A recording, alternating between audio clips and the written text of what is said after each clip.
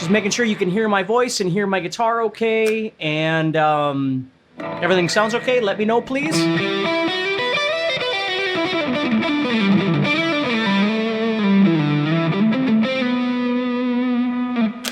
Testing, 1, 2. Hey, everybody. Thank you so much for being here. Hey, Todd. Hey. Hey, Rick. Awesome. This is awesome. Awesome. Yeah, thank you so much for being here. Now, just so you know, what we're going to be doing today is I'm going to be showing you 5, and probably more, tips that I think are really important to guide you toward better guitar solos. Now, I've been teaching guitar for many, many, many years, and I've had many students worldwide. And I think one of my favorite subjects to talk about is soloing and getting people to kind of understand how some of us that have been playing a long time kind of perceive soloing, and oftentimes it's different than you think it is. And that's what I'm excited about tonight, is showing you some of these things and getting you to think kind of outside the box that you might be in, thinking, you know, every time I solo, you know, it just sounds like I'm playing scales and that sort of thing. So that's what I'm going to help you with today. And if you like what you're learning, please do me a favor. There's going to be a link somewhere in the chat, I'm assuming, that you're going to be able to click on and learn more about Guitar Solos Made Easy 2.0. I'm really proud of this course. And like I said, it's one of my favorite subjects. There's so many things I love to talk about, but soloing certainly is one of them. Hey, everybody. Thank you so much for being here. Now, I'm going to let you know that we're going to turn the chat off for me. That way I'm not interrupted and I can help you as much as possible for the next few minutes here and give you my undivided attention. Okay, so let's go ahead and get going. So the first thing I want to talk about is that when we enter the world of soloing, I think for most of us, certainly for me, the first place we start is we start by learning how to play a scale, right? Maybe a teacher shows us how to play, you know, like a major scale or something like that. Or maybe we learn how to play a pentatonic scale. So we practice this element that I call by route, okay, or rudimentary practice, which is where you might set a metronome and you practice the same kind of motion over and over and over again. Okay, now that is a very beneficial style of practice to develop comfortability in the shape that you're learning. We'll call it a shape for now. Whether it's a major scale or a pentatonic scale or something like that, doing it over and over and over, maybe with a metronome or something like that, is going to develop a rudimentary sense of practice. What it doesn't give you is a creative perspective on how to approach making your solos sound more authentic, making them sound real, okay? So don't get me wrong. In my opinion, there really are no wrong things to practice. It's just depending on where you are and what you want, there might be things that are better to practice at that point in time. If you want to get fast and you want to be articulate and that sort of thing, and by fast, I don't just mean shredding. I mean, you know, if a song is 120 beats a minute, you've got quarter notes and eighth notes and 16th notes as an option. And all of those create what we'll talk about in our discussion today, dynamic contrast, right? You don't want everything to be slow all the time because then it gets boring. But just the same, you don't want everything to be fast all the time because it gets boring too. So you want to learn to use contrast. And again, we're going to get to all of these things. So the first thing I want to talk to you about are 4 things that I think are really important when learning and performing a solo, when you're going to solo, okay? Number 1 is control. Now, control can mean a lot of different things. And again, we're going to go through these as we go. But the first thing is going to be control. Being able to execute something that you're doing on the guitar with confidence, with control, with a masterful execution, if you will. I hate using the word mastery because I don't know if any of us really master anything, but you mean it. Like, so when I'm going to play, right, I've got some different camera angles I can do here. So as I'm playing,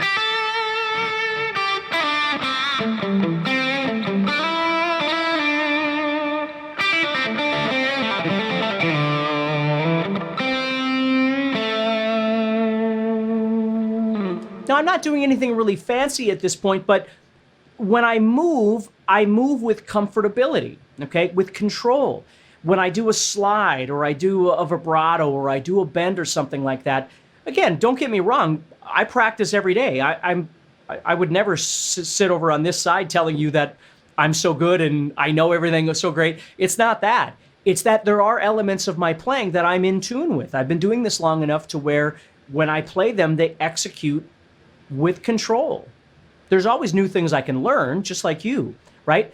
But when I do play, I'm not playing with fear, right? I know what I'm going to do. I know, and I don't necessarily know in what order everything is going to come out, but when I do play, I'm very comfortable with the motions that I make with my fingers and the way that I do my bends.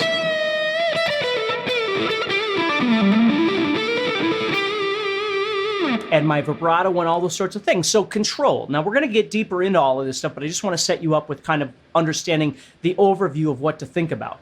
Okay.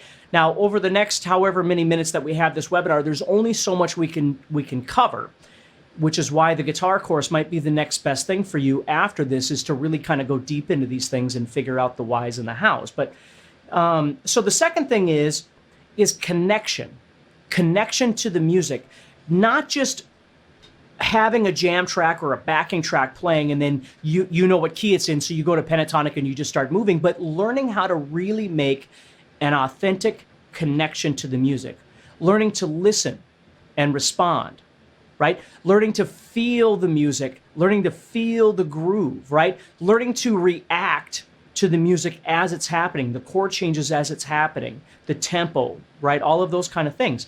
And I've always used this analogy. It's kind of like if you're on the interstate and you're driving, right? You come up next to another car, or a car is passing you, and for whatever reason, the laws of physics makes one of the cars go faster or slower, and now you're driving right next to each other, right? So you're both going the same speed down the interstate, which is frustrating, right? But you're both going down the interstate at the same speed. You're both moving at the same speed, but there's no interaction. What's ever happening in your vehicle and what's ever happening in their vehicle, you don't know each other. You're not having the same conversation. You're not listening to the same music, whatever. You just happen to be going the same speed. And oftentimes with music, when we're learning how to solo, that's exactly what we're doing. We're just going out on YouTube and we're grabbing whatever backing tracks, and we're just doing the same routine, right? We're just moving the same way. We're not really reacting to the music. We're just mathematically going, well, it's in the key of A, so I'm going to play in the key of A. Or it's in the key of C minor, so I'm going to move to C minor pentatonic. But we're not really paying attention. We're not really trying to figure out what's going on in the music.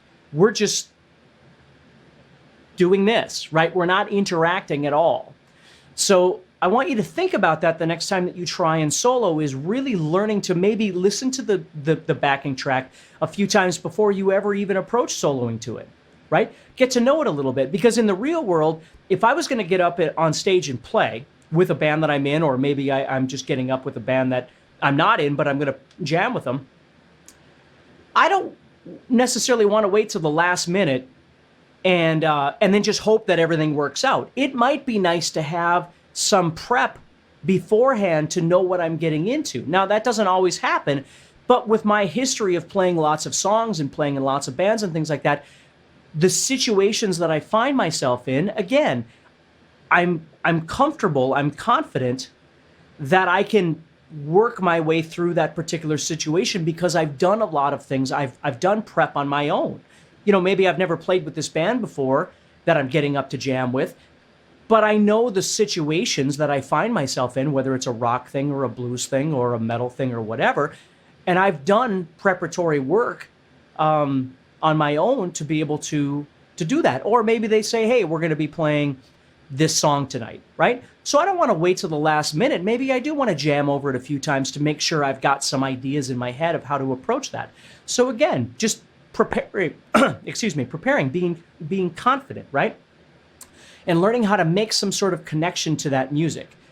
Finding the right tone for that particular backing track, right? If I'm just using the same sound for every single thing that I do, and some of them are a slow blues and some of them are a heavy whatever, maybe I'm not really finding the right connection to that music, right? Maybe I need to, maybe I need that, right? But maybe I need right?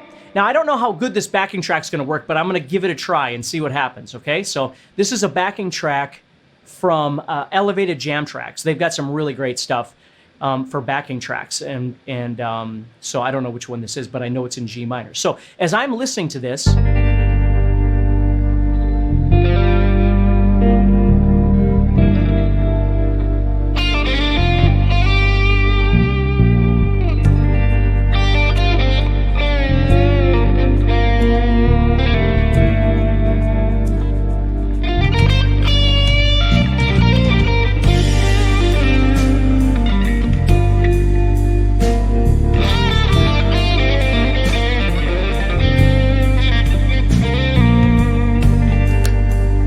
maybe I go up here.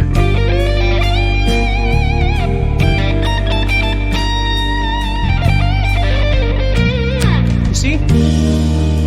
Now the point is that I'm just trying to make a musical connection. I'm trying to listen, and I right there was a chord change coming. Okay, so I want to be aware of that on some capacity, whether I've charted this out, which I haven't.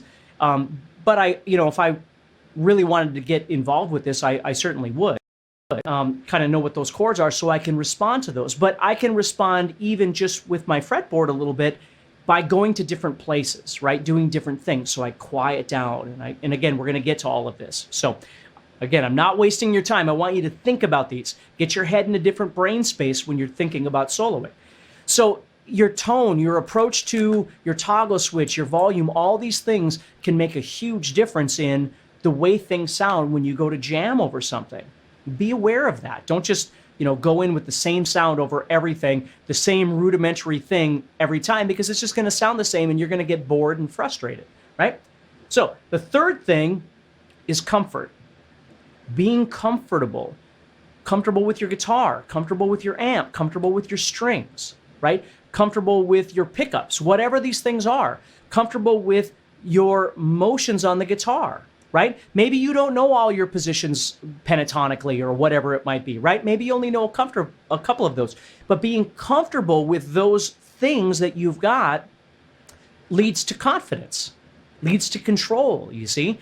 So finding comfort in the things that you use. You've noticed that I use a lot of the same gear. I'm not a gear junkie, right? I don't own a bunch of different amps and a whole bunch of different guitars and things like that. I own a few. I mean, I'm almost 50 years old. So, I own a few different things, but I'm not on some sort of quest. If I can plug in and I can get a sound that works, like for me, my guitars are kind of where my comfort starts. Having the right strings on, I've played Ibanez my whole life, so, EMG pickups, this sort of thing is kind of where my comfort lies. And so when I plug into an amp, I know I can get a lot of different sounds over the guitar just by changing the toggle switch or the pickup selector and my volume knob. Okay, I can get all these places that feel very good. It's a comfortable place for me to be. Okay, so thinking about comfort is really important as well, not just in your gear, but on your fretboard. And you can always push the levels. You can learn more. You can learn different things, but then you want to take those and you want to make them, you want to bring them into a comfort zone so you can use them. And again, with that comfort brings confidence and control and all those other things. So. And the last thing is playing with purpose. And we're going to get into that when we go into these 5 things, okay? So playing with purpose, giving your solo a purpose, a direction. When you're playing, you're going somewhere for a reason, or you're doing something for a reason. You're not just, just moving around because you're supposed to move around, because that's what guitar players do. I always think of soloing in certainly the bottom line of soloing is you're singing on the guitar. That's really what you're trying to do, okay? You can go above and beyond and do other things, but at the base level, you should be singing on the guitar. So that's purpose. You're trying to direct your movements or direct your licks or your phrasing or whatever to have a point over what you're soloing on. So fretboard control, that's number 1. Fretboard control, fretboard mastery. Now, when I say this, please understand, go back to those 4 initial things that I was talking about. I'm not saying that you have to learn your entire fretboard before you ever learn how to solo. What I'm saying is what I love the most about this guitar course is that I want it to meet you where you are already in your playing. So let's say you only know 2 positions on the guitar, right? Let's say you only know, in pentatonic, you know your first position is what I call it. And you know your second position. Okay?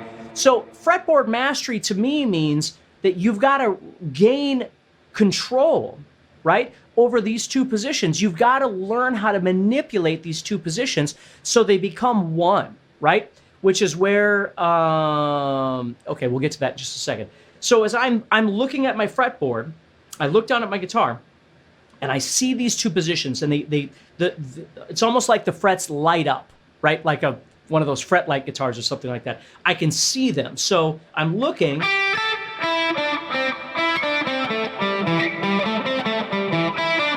So instead of just practicing the rudiments of going down and up across these positions, which I want to do, what I'm starting to do is I'm starting to see how they connect together.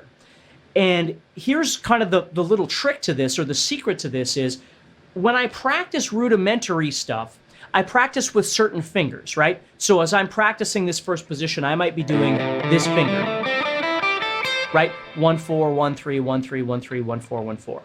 And then I come up here, and again, from a rudimentary standpoint, I'm using 2 and 4, and then 1 and 4, 1 and 4, 1 and 3, 2 and 4, 2 and 4, right? Again, from a rudimentary standpoint, that totally makes sense. In the real world, when I start learning how to solo, those are not the fingers that I'm going to wind up using, because I'm coming from different places. I'm coming from somewhere and I'm going to somewhere. And these positions are just servicing my movements. They're like road maps. They're just servicing my ability to move around the fretboard. So logically, if I was here in the second position, I wouldn't be playing 2 and 4 with these 2 fingers, because these 2 fingers are very awkward, right? I'd much rather use 1 and 3 than 2 and 4. Now again, from a rudimentary standpoint, using 2 and 4 makes sense because I want to develop those fingers, and that's all great. But if I was actually jamming, I was improvising, I was on stage in front of 2,000 people playing, right? These fingers are going to make more sense. That's where my confidence comes from. So as I'm working on my fretboard mastery, I'm not just working on rudimentary practice, but I'm really trying to think about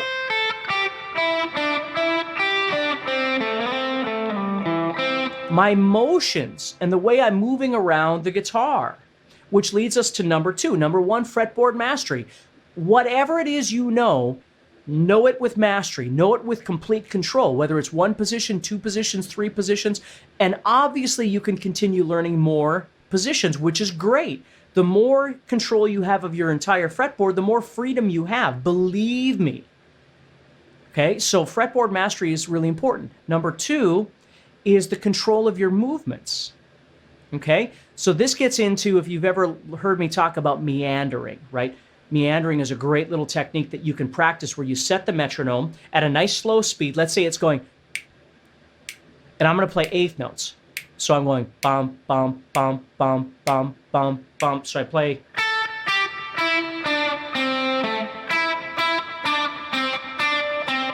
Now, if you've never heard me talk about mastery, meandering to me is a great little technique. It's not at this point, it's not a musical thing. It's a control thing. So what you do is you set a metronome at a speed that you can handle, and I call it brain dead, and I don't mean that negatively. What I'm saying is you're not trying to make licks and all this sort of thing. What you're trying to do is see how long you can move at that speed on the metronome in 8th notes without stopping.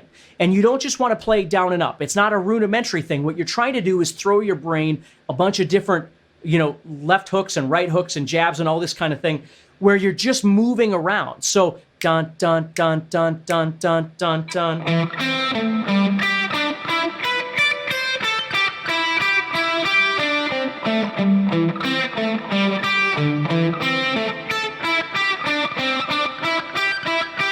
And what you do is you try and encompass whatever positions you're learning. Maybe it's these 2 positions or just 1 position. But you set the metronome so you're going to just jump over things and move around, but you can never stop. That's the key to meandering. And what you're doing is you're gaining improvisatory control, your ability of being able to play brainlessly. And again, I don't mean that negatively, okay? Even though it sounds like it, I don't mean it that way. Your ability to manipulate the fretboard without playing in a rudimentary sense. Now, if the metronome's too fast, what's going to happen is you're going to keep stopping. And that should tell you, not I suck, but I need to turn down the tempo, right? I need to lower the tempo a little bit to find my comfort zone. And what you do is you just keep practicing this and developing your availability of being able to play brainlessly with the metronome as you keep increasing that speed. Now, the benefits to these, there's multitudes of benefits, but one is that you start learning how to play in a non-traditional rudimentary sense. So as you're moving, now I can slide in things too, right? So as I'm playing,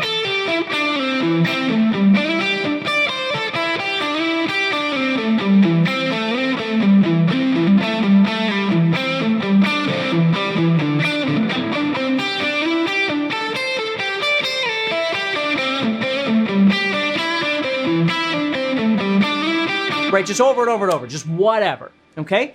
So that's the first step, and what I'm doing is I'm training myself to be able to move in and out and get ready for the unknown, right? Because my pick and my slide and all these, and again, we're going to get into some of these things as we keep going, but all of these things are all working together as I start moving around, you see? So as you continue trying to work on this meandering, you're going to find that a slide tends to happen in a certain place. Well, that's good, because that's you. That's the real you, right? You don't have to feel like you have to pick everything or you have to slur everything, or don't live in that world. You just start figuring out what's working for you. So it's not just about how fast you can go. It's becoming aware of what the pick is doing and how you're moving back and forth and all these sorts of things. You don't have to memorize all these movements. They just start happening automatically as you practice the meandering, okay? So number one was Fretboard Mastery, learning to see and really be able to visualize one position or two positions, pentatonic, diatonic, whatever it is that you're working with, but truly being able to see them. If you can only see them with blinders on in a rudimentary practice, you can't use them in the real world. You've got to be able to visualize them. Then number two is practicing control of that movement, right? Being able to move back and forth, which is what meandering is. Now, number three, this is really great. Number three is phrasing, okay? So what we do is we take this meandering that we've been practicing with and without a metronome, right? Practice without a metronome just to get comfortable with the flow of things. Then you put the metronome on and you start trying to develop your ability to be able to move between these. If you add in a new element, like a new position, you're going to need to slow that metronome down again to develop that thing and then bring it back up. You might be able to play really fast with the first two positions, right? I shouldn't say fast, but really comfortable at a certain speed, certain tempo. When you add that third position in, all of a sudden that's new territory. So you've got to drop that metronome down a little bit and befriend this third position. It's got to become part of the other stuff, you see? And again, we're going to talk about all this stuff in great detail in Guitar Solos Made Easy 2.0. We're going to go way deeper with all this stuff to really get you to understand this. But then number three comes in, which is phrasing. What I love about phrasing is basically what you're going to do is take this meandering that you've been developing, this monster of being able to move around the fretboard. And what you do now is you start actually putting in pauses or stops. Where before you were doing it because you weren't strong enough, you weren't capable enough at the tempo, you had to stop on purpose. Now you start stopping because you want to, not because you had to, physically, mentally, but because you choose to. So now we take this thing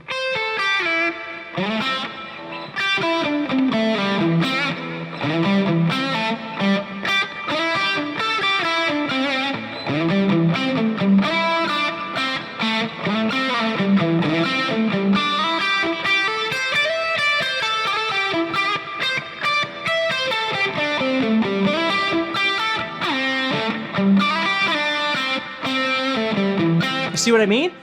And all of a sudden, your music starts sounding like music. You're no longer just playing this rudimentary thing on the fretboard.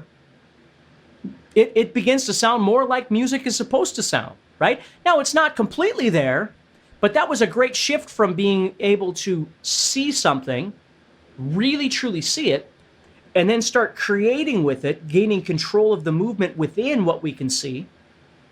And then we start cutting it into pieces. Now notice how the pieces that I'm cutting, these phrases, if you will, are different sizes. Sometimes they're long, sometimes they're short. Sometimes I stop. Ba-da, bump, bump, bump, ba-da-da-da-da. But the meandering is still going on. I'm not just going...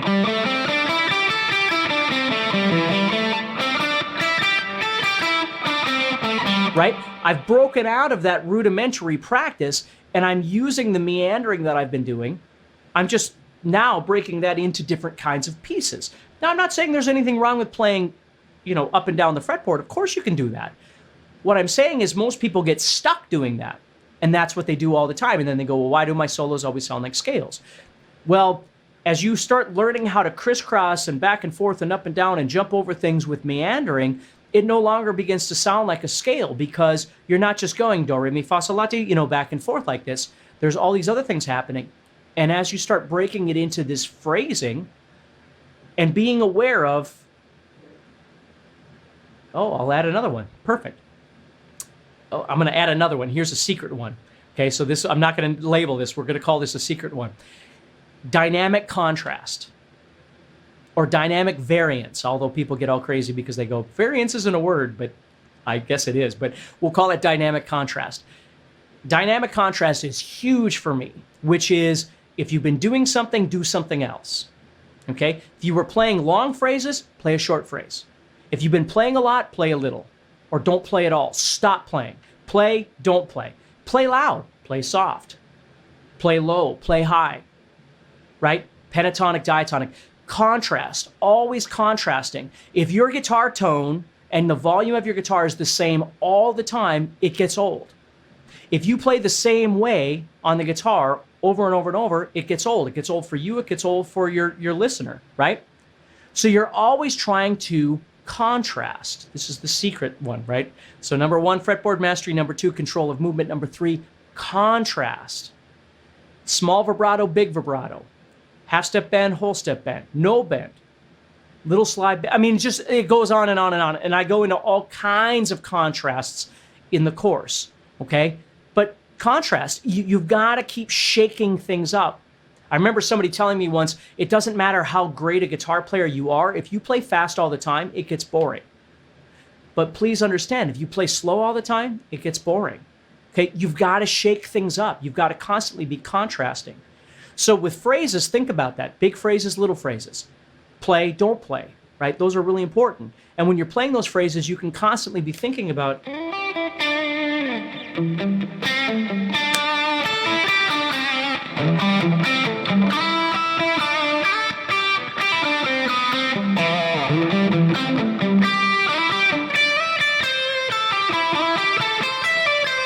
right? Whatever it might be. Okay, so that's number 3, because we had the secret one, right? So number 4, this one's huge for me. And again, we go into great detail. I don't mean to keep saying that, but I do. That's what I love about this stuff. The vocal elements. Hammer-ons, pull-offs, slides, bends, vibrato. Okay? If you learned nothing else, if you just learned the first pentatonic position and you learned nothing else, you could still really make that sound great by using these 5 elements and really learning how to manipulate them, play them with control, with confidence, with comfort, right? Bending, sliding. Let me go through those in order so I don't forget them. Hammer-on, pull-off, slide, bending, and vibrato. Okay? So as you're playing, right?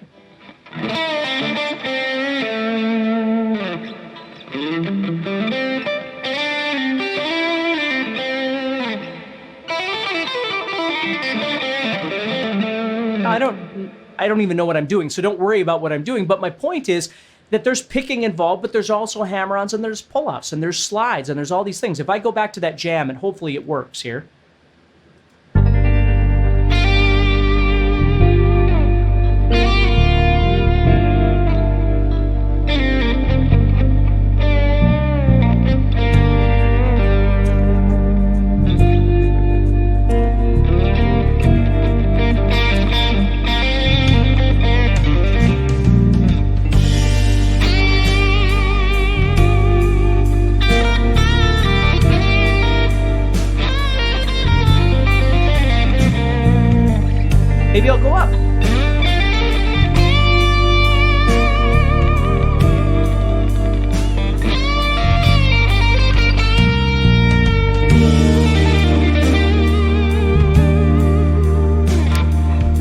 Should I change this?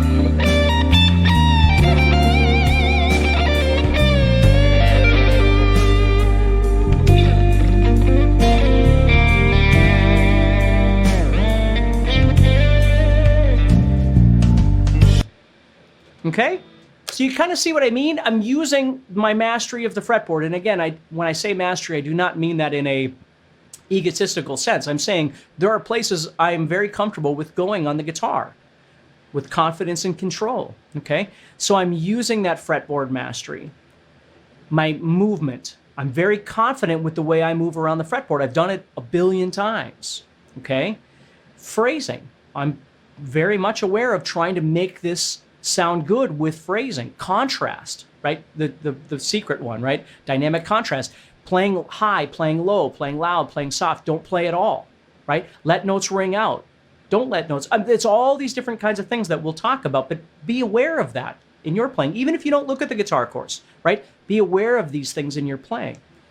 So vocal elements, hammer-ons, pull-offs, slides, bends, and vibrato. Okay, developing all of those things confidently, with control, with mastery, right?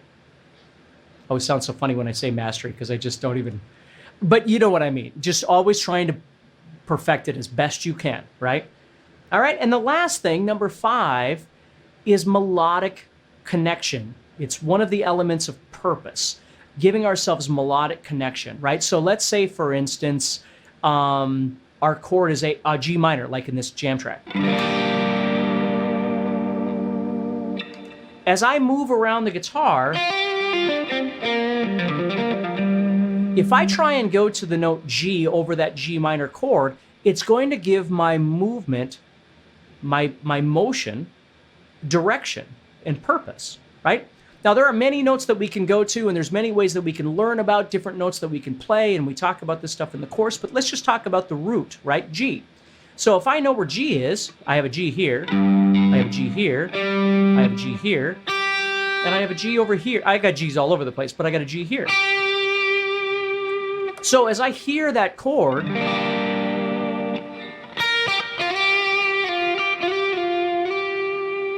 I might want to direct my motion toward that G. Or maybe come down here.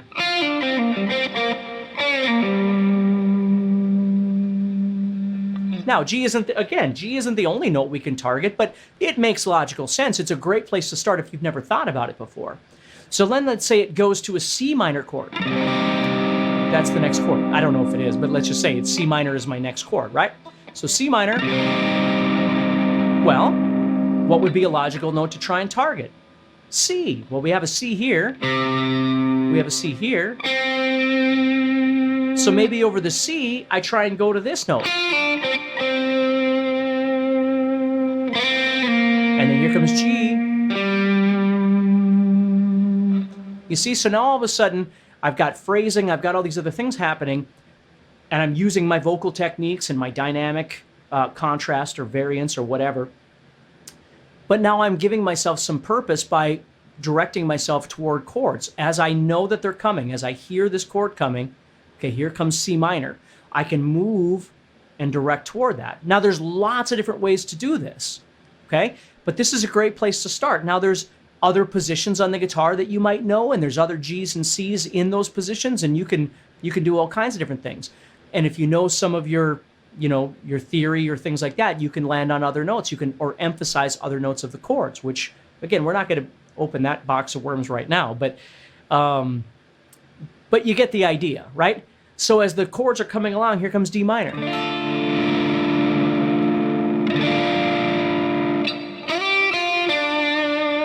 And here comes C minor. And here comes G minor. You see? Now, you don't always have to follow the chords. There's no hard and fast rule to this stuff. I mean, if you're just kind of jamming and it's working and your phrasing is working and you're feeling it, or you came across some sort of repetitive lick and that's working, that's great. But dynamic contrast says, okay, when you get done, come on back to a melody. Come on back and make some sort of melodic connection. And then leave again. Go away. Go do something else. So you see that the opportunities are kind of infinite on all of the different things that you can do if you just start thinking outside the box of, well, my teacher told me to learn this position. Yes, absolutely. You got to do that. But there's a ton of other things that you could do on top of that that are really going to send you into more of a creative space. So again, not to take up all of your time, but because I want to close this out pretty quick here, but when you practice, like let's say you practice on a daily basis, every day you should definitely work on some sort of technical aspect of your playing, which is kind of a rudimentary thing, right?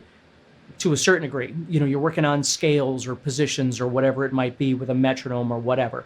And then you're working on your technique of bending or your technique of vibrato, right? You need more work on getting a better vibrato. So you work on these different kinds of things, okay, to better your ability on the fretboard, better your fretboard mastery, better your technical skills, all these different kinds of things. Maybe you work on speed exercises or something. That's great too. But learn to spend a little time every day in what I call the creative space, which is not always being tethered to a metronome. It's just exploring the fretboard and the sounds that your guitar makes and the sounds that you're able to make on a comfort level, right? All the dynamics that you have within yourself and your gear, being able to kind of manipulate those things. And that doesn't happen with a metronome. It happens with paying attention. It happens with exploration, right? So this stuff isn't going to make you faster, but it's certainly going to make you more intuitive. It's going to make you more knowledgeable about the sounds that are actually created on this fretboard, right? So when you hear a G minor chord, learning to go. Now, again, you're not just going to do that if you've never done it before, right? You got to be introduced to these things, which is, again, what the guitar course is for. But learning to listen and hear how the things that you're doing responds to the chord or the music that's being played underneath you. It's really important. So again, my job here today with this webinar is just to try and kind of change your thought process on all of the things that are available to you that could really make you into a better player.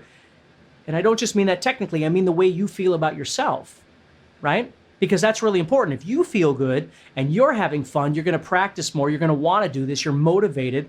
And oftentimes as a result of all that, people are going to listen and they're going to sense that excitement, right? They're going to sense that motivation in your playing. And that, is a response to an audience, no doubt about it. If you're digging what you're doing and you're confident with what you're doing, people that listen respond to that, on a positive level for sure. So